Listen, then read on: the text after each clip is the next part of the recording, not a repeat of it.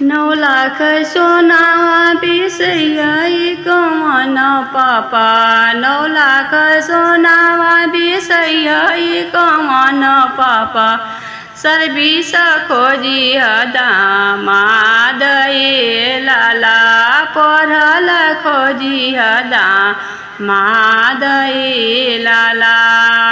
9 लाख सोना बिसैया कौन पापा पढ़ल खोजी दामाद लाला सर्विस खोजी दामाद लाला कहवा में पैबा बेटी 9 लाख सोना हे कहवा में पैबा बेटी 9 लाख सोना है कहवा में सर्विस दामाद लाला कहवा में पढ़ल दामाद लाला सोनरवा घरे पैबा पापा 9 लाख सोना है सोनर घरे पैबा पापा 9 लाख सोना है कॉलेज में सर्विस दामाद लाला कॉलेज में पढ़ल दामाद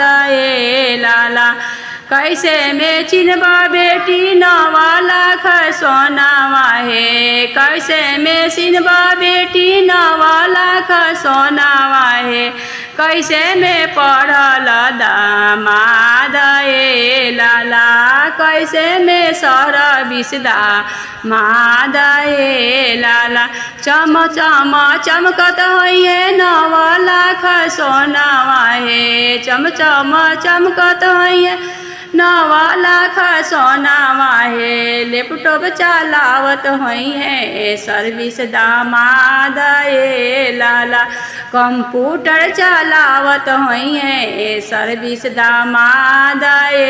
लाला कई काम आई है बेटी 9 लाख सोना है कई काम आई है बेटी 9 लाख सोना है कई काम सर्विस दामाद लाला कई काम सर्विस दामाद लाला शौख करब पापा 9 लाख सोना रे सिंगार करब पापा 9 लाख सोना है जिंदगी निमाई है सर्विस दामाद लाला जिंदगी निमाई है पढ़ल दामाद लाला 9 लाख सोना बेसैया कौन पापा सर्विस खोजी दामाद